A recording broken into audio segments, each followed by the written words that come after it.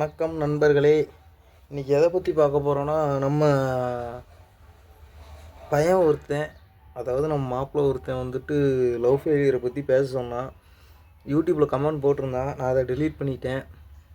இன்றைக்கி எதை என்ன சொல்ல போகிறோன்னா, லவ்வை பற்றி யாரும் யோசிக்காதீங்க. அதாவது எதுக்காண்டி சொல்கிறேன்னா, நம்ம வீட்டிலே பார்த்து எல்லாம் மேரேஜ்லாம் பண்ணி வச்சுருவாங்க. நீங்கள் அவசரப்பட்டு லவ் பண்ணுறேன் அப்படின்னு சொல்லிட்டு விழுந்தீங்க அப்படின்னா, நானும் ஒரு லவ் ஃபெயிலியர் தான். நான் இல்லைன்னு சொல்ல, நானும் ஒரு லவ் ஃபெயிலியர் தான். ஒன்று இல்லை, ரெண்டு லவ் ஃபெயிலியர் நான். ஃபஸ்ட் ஒன்று, இப்போ ரீசெண்டாக ஒன்று, மொத்தம் 2 லவ் ஃபெயிலியர் நான். என்னோடய இதெல்லாம் பார்த்தீங்கன்னா, எப்படி சொல்கிறது, நானாக தான் தனியாக, வேறு யாருமே சப்போர்ட்டுக்கெலாம் இல்லாமல் நான் மட்டும் தனியாக தான் போராடினேன். அப்படி பார்த்தா எனக்கு கிடைக்கல. நல்லா இருக்கட்டும், அவ்வளோதான். நம்மளோட லவ் பண்ணாங்க, நம்மளோட சுற்றுனாங்க, எல்லாமே பண்ணாங்க. கடைசியில் வந்து வேணாம் அப்படின்னு சொன்னாங்க. சரி, ஓகே, அவ்வளோதான். நம்ம வேணான்னு சொல்கிறவங்கள போயிட்டு மறுபடியும் நம்ம வற்புறுத்தி கல்யாணம் பண்ணோம்னா நம்மளோட லைஃப் வந்து நிம்மதியாக இருக்காது. அதனால் நானும் வேணாம் அப்படின்னு சொல்லிட்டு விட்டுட்டேன். நான் ஃப்ரீயாக தான் இருக்கேன், எனக்கு தேவையில்லை. அவங்களோட நல்ல பொண்ணு, அவங்களோட எல்லா விதத்துலேயும் நான் நல்ல பொண்ணாக பார்த்து சூஸ் பண்ணி நான் என்னால் கல்யாணம் பண்ண முடியும் அப்படின்னு நான் எந்த ஒரு நம்பிக்கையில் சொல்கிறேன்னா, நம்ம ஃபஸ்ட்டு வளரணும். நமக்காக எதுனாலும் இருக்கணும். நமக்காக ஒரு தொழில் இருக்கணும். நான் ஆல்ரெடி டிஎன்பியில் ஒர்க் பண்ணுறேன். டிஎன்பியில் ஒர்க் பண்ணாலும் நான் அவங்க முன்னாடி நான் வாழ்ந்து காட்டணும் அப்படிங்கிற ஒரு வைராக்கியம் எனக்கு இருக்குது. நான் எதுக்காக இதை சொல்ல வரேன்னா, நீங்கள் லவ் பண்ணலான்னு சொல்லலை, நல்ல பொண்ணாக பார்த்து லவ் பண்ணுங்க. கடைசி வரையும் அந்த பொண்ணு என்ன சுச்சுவேஷன்லேயும் உங்களோட இருக்கும் அப்படின்னு நினைக்கிற பொண்ணை நீங்கள் லவ் பண்ணுங்கள். சும்மா அவங்க அம்மா அப்பா சொல்கிற பையனை கல்யாணம் பண்ணிக்க போகிற பொண்ணோ, இல்லை வேறு உங்கள்கிட்ட பேசிகிட்டு வேறு பையன்கிட்ட பேசுகிற பொண்ணோ, இப்படி இருக்க பொண்ணை தயவு செஞ்சு லவ் பண்ணாதீங்க. நீங்கள் இப்போ நல்லா யோசிச்சு பாருங்களேன். நீங்கள் வந்து நல்லா பணம் சம்பாதிக்கிறீங்க, உங்கள்கிட்ட காசு பணம் இருக்குது அப்படிங்கிற பையனை தான் வந்து பொண்ணுங்க சூஸ் பண்ணுவாங்க. அவங்க வயசு கோளாறில் தான் வந்து அழகாக இருக்க பையனோ அந்த மாதிரி வந்து சூஸ் பண்ணி இப்படி வந்து உழுந்துருவாங்க. நம்ம மனசுலேயே ஆசையை வளர்த்துருவாங்க. ஆனால் அந்த கல்யாணங்கிற இதில் தான் நீங்கள் வந்து ஏமாற்றப்படுவீர்கள். அதனால் நான் என்ன சொல்கிறேன்னா, ஃபஸ்ட்டு மணி, காசு தான் எல்லாமே. காசு தான் சொந்தக்காரங்கள்லேருந்து எல்லாத்தையும், நீங்கள் வச்சுருக்க காசு தான் எல்லாமே நிர்ணயிக்கும். நீங்கள் அதை விட்டுட்டு லவ் நமக்காண்டி இப்படி இருந்தா அப்படி இருந்தா அப்படின்னா, அது நல்ல பிள்ளைங்க, ஓகே, உங்களை கல்யாணம் பண்ணிடுச்சு, ஓகே, அந்த பொண்ணு நல்ல பொண்ணு. கடைசியில் உங்கள்கிட்ட எதுவுமே உங்கள் வீட்டில் ஒரு கல்யாணம் அப்படிங்க வரும்போது உங்களை ஏமாற்றிட்டு போகிறாங்க பார்த்தீங்களா, அந்த மாதிரி பொண்ணை வந்து என்றைக்குமே சூஸ் பண்ணாதீங்க. நீங்கள் நல்லா யோசிச்சு பாருங்களேன்.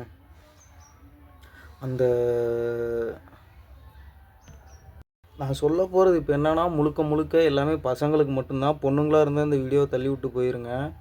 பசங்களுக்கு மட்டும்தான் இது சொல்கிறேன். நல்லா யோசித்து பார்த்து லவ் பண்ணுங்க.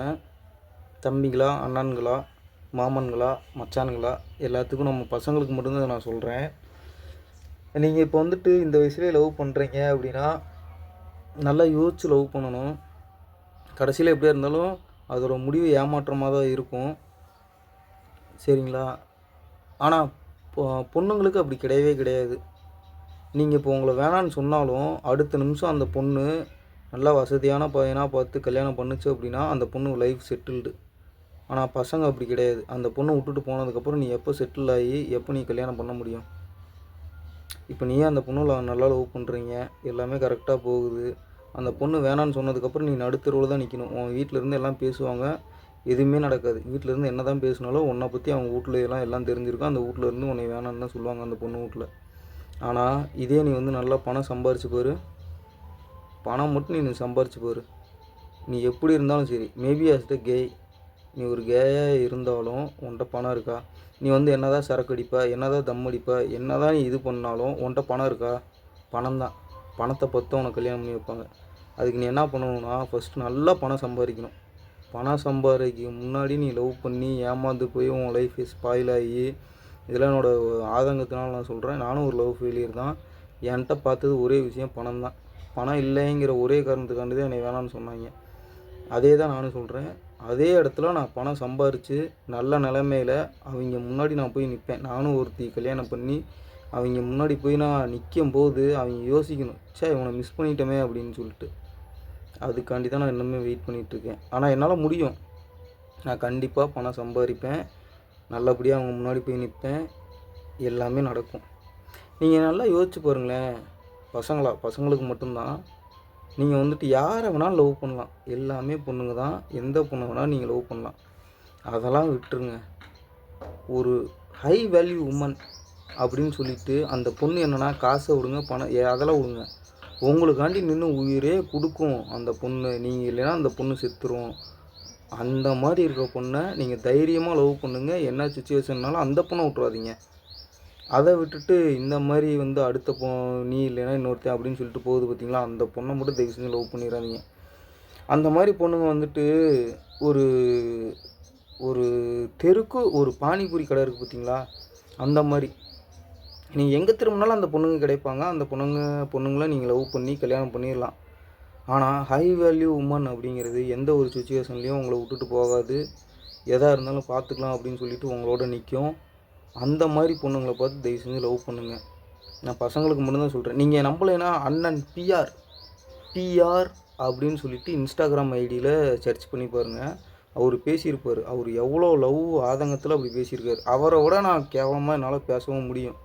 நான் ஏன் பேசல, எனக்கு இன்னும் லைஃப் இருக்குது. எனக்கு வயசு ஒன்றும் அதிகமாகலாம் ஆகலை. 25 அப்போ தான் ஆகுது. என்னாலே அப்படி பேச முடியும். பேச முடியாமலே இல்லை, என்னாலே பேச முடியும். இருந்தாலும் வேணாம், எனக்குன்னு லைஃப் இருக்குது. நானும் என் ஃபேமிலியை பார்க்கணும். நான் இன்னமும் 6 மாதம் நான் வேலைக்கு போகலை. இருந்தாலும் நான் ஏன் வேலைக்கு நீ போகலை அப்படின்னு சொல்லி எங்கள் வீட்டில் யாருமே என்னை கேட்கவே இல்லை. எங்கள் அண்ணன் வீட்டில் தான் இருக்கேன். எங்கள் அண்ணன் பேர் சரவணகுமார் எங்கள் அண்ணன் பேர். எங்கள் அண்ணனை நம்பி தான் இன்னமும் நான் இருக்கேன். எங்கள் அண்ணன் நம்பி எங்கள் பெரியம்மாவை நம்பியும் தான் நான் இன்னமும் இருக்கேன். நான் என்ன தப்பு பண்ணாலும், யார்கிட்ட அடிதடிங்கிறத விட நான் என்ன இது பண்ணாலும், நான் ஏன் வேலைக்கே போகலை அப்படின்னு சொல்லி எங்கள் வீட்டில் யாருமே என்னை இது வரையும் கேட்டதே இல்லை. ஏன்னா அந்த மாதிரி ஒரு ரிலேட்டிவ் இதில் இருக்கேன் நான். நான் வேலைக்கு போய் ஒரு 6 மந்த் ஆகுது. ஆனால் நான் மறுபடியும் வேலைக்கு போயிடுவேன். என்னால் முடியும். நான் டிஎன்பிஎல் நான் முன்னாடி செஞ்ச வேலைக்கு நான் போய் ஜாயின் பண்ணிடுவேன்.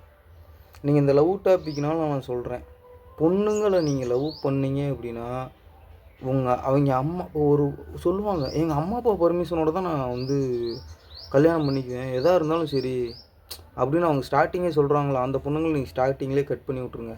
ஏன்னா உங்களுக்கே தெரியும் நம்ம என்ன சுச்சுவேஷனில் இருக்கோம். அவங்க அம்மா அப்பா பார்த்தா நம்மளை ஓகே சொல்லுவாங்களா சொல்ல மாட்டாங்களா நமக்கே தெரியும்.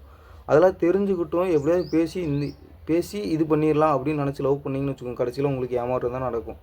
நீங்கள் அவங்க அம்மா அப்பா உங்களை வேணான்னு சொன்னதுக்கப்புறம் வேறு பையனை பார்க்கும்போது அந்த பையன் எவ்வளோ சொட்டையாக வேணாலும் இருக்கட்டும், அந்த பையனுக்கு 35 வயசுக்கு மேலேயே ஆகட்டும், அந்த பையன் ஒரு கேயாக இருக்கட்டும், அந்த பையன் ஒரு சரக்கு அடிக்கிறவன் தம் அடிக்கிறவன் எவனா வேணாலும் இருக்கட்டும், ஆனால் அந்த பையனுக்கு கல்யாணம் பண்ணி வைப்பாங்க. நீங்கள் அந்த பையனோட 100% ஹை வேல்யூவாக தான் இருப்பீங்க. ஏன் அந்த பையனுக்கு கல்யாணம் பண்ணி வைக்கிறாங்க? அவன்கிட்ட காசு பணம் துட்டு மணி அவன்கிட்ட எல்லாமே இருக்கும். சரிங்களா? அவன் என்ன தப்பு பண்ணுறான், அவன் எப்படி இருக்கான் அப்படிங்கிறத அவங்க யோசிக்கவே மாட்டாங்க. அவன்கிட்ட காசு இருக்குது, நம்ம பிள்ளைய கல்யாணம் பண்ணி வச்சா அவன் சாகிற வரையும் நம்ம பிள்ளை நிம்மதியாக இருக்கும் அப்படின்னு நினைப்பாங்க. ஆனால் அந்த பிள்ளையோட மைண்ட் செட் எப்படின்னா, அம்மா அப்பா சொல்கிறாங்க அப்படின்னு சொல்லிட்டு போய் கல்யாணம் பண்ணிடுவோம். பண்ணதுக்கப்புறம் எப்படி நம்மளோட இருந்தால் நம்ம ஒரு 500 ஒரு நாளைக்கு சம்பாதிக்கிறோம் அப்படின்னா, அந்த 500 சரக்கு அடிக்கிறவன் தம் அடிக்கிற பயல்களாக இருந்தால் ஒரு 200 அதுக்கு போயிடும், 300 இருக்கும். அந்த 300 வச்சு நம்ம பொண்டாட்டி எப்படி நம்ம கூட்டிகிட்டு சுற்றலாம், நம்ம எப்படி ஜாலியாக சந்தோஷமாக வச்சுருக்கணும் அப்படின்னு நினைப்போம். ஆனால் அவன்கிட்ட கல்யாணம் பண்ணி கொடுத்தா ஒரு கேயாக கூட இருக்கலாம். அவன்கிட்ட கல்யாணம் பண்ணி வைக்கும்போது அவன் என்ன பண்ணுவான், பணம் சம்பாதிக்கணும் சாகிற வரை பணம் சம்பாதிக்கணும் அப்படிங்கிறது அவன் மைண்ட் செட்டாக இருக்கும். அந்த பிள்ளைங்க என்ன பண்ணும், ஒரு இதுக்கு மேலே வெறுத்ததுக்கப்புறம் நம்மக்கிட்ட வரும், இவன் நம்மளை அவ்வளோ நல்லா பார்த்துக்கிறேன்னு சொன்னானே, என்னதான் காசு பணம் இல்லைன்னா அவங்க கூட நம்ம சந்தோஷமாக இருக்கலாமே அப்படின்னு சொல்லிட்டு நம்மள்கிட்ட தேடி வரும். அப்போ வந்துட்டு ஒரு சில பாய்ஸ் ஏற்றுக்குவாங்க, சரி ரைட்டு அவன் போனால் போயிட்டு போகிறேன் நம்ம பார்த்துக்கலாம் அப்படின்னு சொல்லி ஏற்றுக்குவாங்க. ஆனால் என்ன மாதிரி பசங்க தான் மறுபடியும் அவங்கள விரட்டி அடிக்கும்போது என்ன ஆகும், நம்ம ஃபேமிலி பேரும் கெட்ட பேராகும், அவங்க ஃபேமிலி பேரும் கெட்ட பேராகும். ஓகேங்களா? நான் இதெல்லாம் எதுக்காக சொல்ல வரேன்னா, ஓப்பனாக சொல்கிறேன்னா, நான் ஒரு நான் யார் சப்போர்ட்டுமே இல்லாமல் தான், யாரோட சப்போர்ட்டுமே நான் இல்லாமல் தான் நான் லவ் பண்ணேன். ஃபர்ஸ்ட் லவ் சொல்கிறேன். யார் சப்போர்ட் இல்லாமல் லவ் பண்ணேன். யார் சப்போர்ட்டும் இல்லாமல் அவங்க குடும்பத்தையே எதிர்த்தேன். யார் சப்போர்ட்டும் இல்லாமல் அவங்கள கேவலப்படுத்தினேன். யார் சப்போர்ட்டும் இல்லாமல் அவங்கள்ட்ட நான் பேசினேன், எல்லாமே பண்ணேன். கடைசியாக தான் எங்கள் ஃபேமிலியை கூட்டிகிட்டு போய் அவங்க வீட்டுக்கு முன்னாடி நிற்க வச்சு, உள்ளே கூட போகல, அவங்க வீட்டுக்கு முன்னாடி நிற்க வச்சு அவ்வளோ வந்துட்டு எனக்கு அப்போ நான் வெறுத்தேன். அப்போ அந்த ஒரே ரீசனுக்காக எங்கள் ஃபேமிலியில் இருக்க எங்கள் சித்தப்பா, எங்கள் சித்தி, எங்கள் ஃபேமிலி, எங்கள் பெரியம்மா, எங்கள் பெரியப்பா, எங்கள் ஆயா, தாத்தா, அம்மாயி, தாத்தா, என் அண்ணன் தம்பிங்க, இதிலேருந்து நாமக்கல்லேருந்து பசங்க, நாமக்கல்லில் எனக்கு பழக்கம் இருக்குது நிறையா, நாமக்கல்லேருந்து பசங்க எல்லாருமே. ஆனால் அப்போயுமே அந்த பசங்க வந்துட்டு என்கிட்ட எதுவுமே எதிர்பார்க்கவே இல்லை, எதுவுமே எதிர்பார்க்கல. பழக்க வழக்கம் அதுக்காக அந்த பசங்க வந்தாங்க. இதில் தவுட்டுப்பாளையத்தில் சதீஷ்னு ஒருத்தர் இருக்கார், நம்ம குருநாதர். அவர் எனக்காக இந்த லவ்வில் எவ்வளோ ஹெல்ப் பண்ணார்.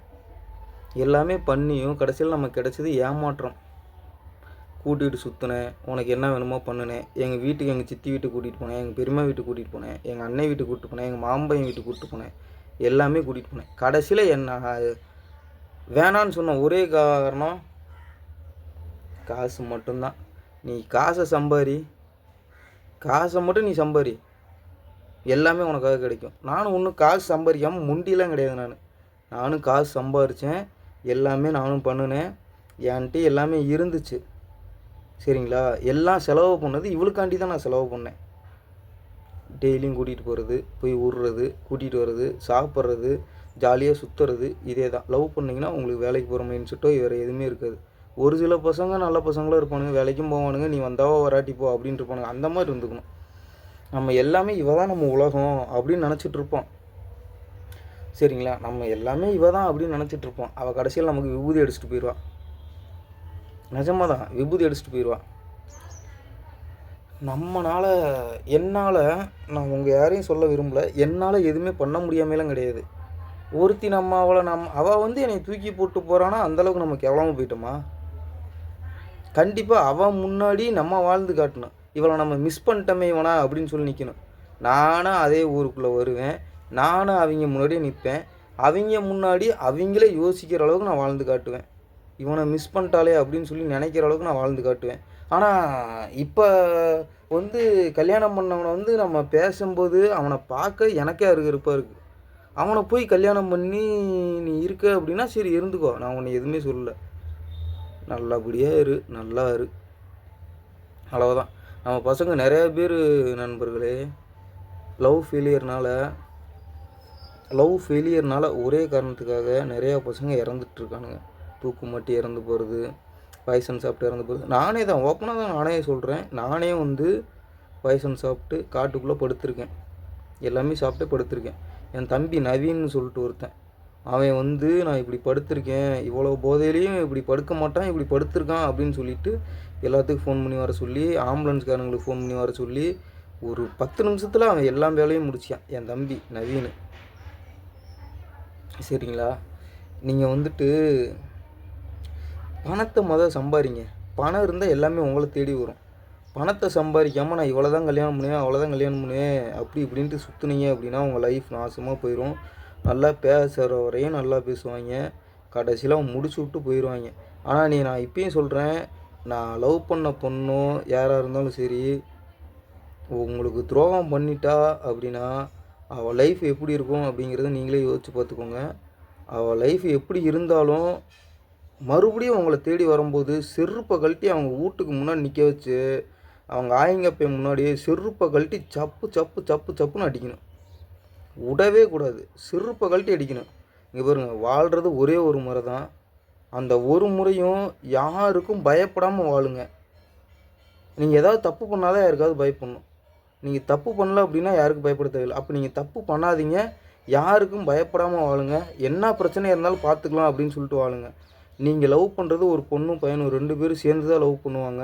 சரிங்களா? நீங்கள் மட்டுமே லவ் பண்ணி இருந்தால் அவங்க மேலே எல்லாமே திரும்பிடும். 2 பேர் லவ் பண்ணுறீங்க அப்படிங்கும்போது நீங்கள் எந்த இடத்துலையும் அஞ்சாமல் பயப்படாமல் பேசலாம். யாருக்குமே நீங்கள் பயப்பட தேவையில்ல. 2 பேர் லவ் பண்ணுறீங்களா, யாருக்குமே பயப்பட தேவையில்ல. எதா இருந்தாலும் பண்ணலாம். இந்த ஒரு சில தற்கூறிகள் வந்து சொல்லுவாங்க, இதான் இந்த பாயிண்ட்டை வந்து நல்லா நோட் பண்ணிக்கோங்க. ஒரு சில தற்கூறிகள் வந்து சொல்லுவாங்க, டேய் நீ வந்து அந்த புள்ள வந்துருச்சு அப்படின்னா, நீ அந்த புள்ளைய கூட்டிகிட்டு வந்துரு, நான் கல்யாணம் பண்ணி வச்சிட்றேன். ஏன்டா பரதேசி நாயே, அந்த புள்ள வந்தால் நானே கூட்டிகிட்டு போய் கல்யாணம் பண்ணிடுவேனேடா. அந்த புள்ள வருது வரல, அந்த புள்ள வந்தால் நானே கூப்பிட்டு போய் கல்யாணம் பண்ணிடுவேன். நான் என்ன சொல்கிறேன்னா, நீ என்ன ஐயரா? நீ தாலி எடுத்து கொடுத்ததை நான் தாலி கட்ட முடியுமா? நான் கூட்டிகிட்டு போய் பண்ணி வைக்கிறேங்கிறது நீ எந்த தைரியத்தில் சொல்லுன்னு எனக்கு தெரில. நான் எதுவுமே பண்ண முடியல, அவங்க வீட்டில் பிரச்சனை அப்படின்னு நான் உன்கிட்ட சொல்லும்போது, நீ கூட்டிகிட்டு வந்தால் நான் பண்ணி வச்சிட்றேன். கூட்டிகிட்டு வந்து பண்ணி வச்சிட்றேன்னா என்னடா, அவள் வந்தால் நான் கூட்டிகிட்டு போய் நானே கல்யாணம் பண்ணிடுவேன். நீ வந்து அவள் வந்தால் கூட்டிகிட்டு வந்துடு, நான் கல்யாணம் பண்ணி வச்சிட்றேன். கல்யாணம் பண்ணி வச்சிட்றேன்னா நீ என்ன பண்ணுவேன்? அவள் வரா, நான் தாலி கட்டுறேன். அந்த இடத்துல நீ என்ன பண்ண போகிற? நீ என்ன அவள் வந்தால் நீ கூட்டிகிட்டு வா, நான் கல்யாணம் பண்ணி வைக்கிறேன் அப்படிங்கிறது நீ எந்த தைரியத்தில் சொல்கிறீங்கன்னு தெரில. ஏகப்பட்ட பேர் என்கிட்ட இது மாதிரி சொல்லிட்டாங்க. கிட்டத்தட்ட எப்படி பார்த்தாலும் ஒரு 10-15 பேர்த்துக்கு மேலே இது மாதிரி என்கிட்ட சொல்லியிருப்பாங்க. நீ வந்தோன்னு நீ கூட்டிகிட்டு வந்துடு, கூட்டிகிட்டு வந்தால் நான் கல்யாணம் பண்ணி வச்சிட்றேன். டே பரதேசி நாயே, கூட்டிகிட்டு வந்து அவள் வந்தால் நான் ஏன்டா உன்னையே கூப்பிட போகிறேன்? அவள் வந்தால் நான் கூட்டிகிட்டு போகிறேன், நானே தலையை கட்டிட்டு போயிடுவேன். நான் எதுக்காக உன்கிட்ட ஹெல்ப் கேட்குறேன்னா, அண்ணே இந்த மாதிரிண்ணே அவங்க வீட்டில் வந்து இந்த மாதிரி ஆயிடுச்சுங்கண்ணே, நீங்கள் ஏதாவது பேசுனீங்கன்னா ஏதாவது ஆகுண்ணே அப்படின்னு சொல்லிட்டு. நம்ம எப்போ ரொம்ப நாளாக பழக்கமாக இருப்போம். ஆனால் இந்த மாதிரி விஷயத்தில் அவனுக்கு இப்படி வந்து பேச மாட்டானுங்க வீட்டில். நீ கூட்டிகிட்டு வா, நான் கல்யாணம் பண்ணி வச்சிட்றேன். நீ என்ன கல்யாணம் பண்ணி வைக்கிற? அவள் வந்தால் நானே கூட்டிகிட்டு போய் தலை கட்டிடுவேன். நீ என்ன ஐயரா? இல்லை நான் கேட்குறது தெரியாமல் கேட்குறேன். நீ என்ன ஐயரா? நீ வந்தால் தான் அந்த கல்யாணம் நடக்கும் அப்படிங்கிறதுக்கு. அவள் வந்தால் நானே கூப்பிட்டு போய் தலை கட்ட போகிறேன். என்னடா பைத்தியகாரத்தனமாக இருக்கீங்க இன்னமும்.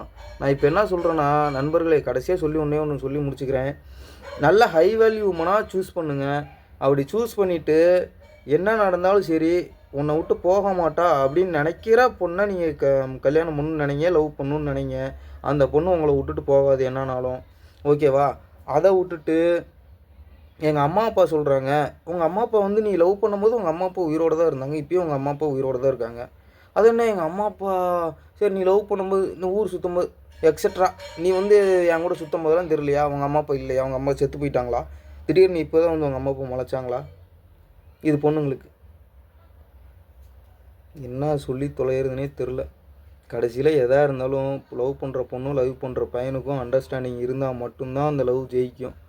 அப்படி ஜெயிக்கும்போது ஜெயிக்கலை அப்படி வந்துட்டு அந்த பொண்ணு விட்டுட்டு போயிடுச்சு அப்படின்னா நீங்கள் நல்லா பெரியவங்களாக கூட்டிகிட்டு போய் அவங்க வீட்டில் பேசுகிற அளவுக்கு ஆள் நீங்கள் வச்சுருக்கணும். அப்படி இல்லை அப்படின்னா உங்களால் தனியாக அந்த பிரச்சனையை சால்வ் பண்ண முடியும் அப்படின்னா அப்படி நீங்கள் பண்ணலாம். அதை விட்டுட்டு உங்களோட சுற்றுறானுங்க பார்த்தீங்களா, நீங்கள் கூட்டிகிட்டு வாடா நான் பண்ணி வச்சிட்றேன்.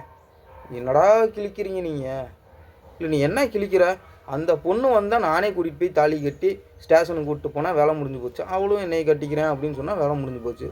நீ என்ன வந்து என்னமோ நான் உன்னை எதுக்கு கூப்பிட்றேன்? அவங்க வீட்டில் வந்து பேசுங்க அப்படின்னு சொல்லி கூப்பிட்றேன்.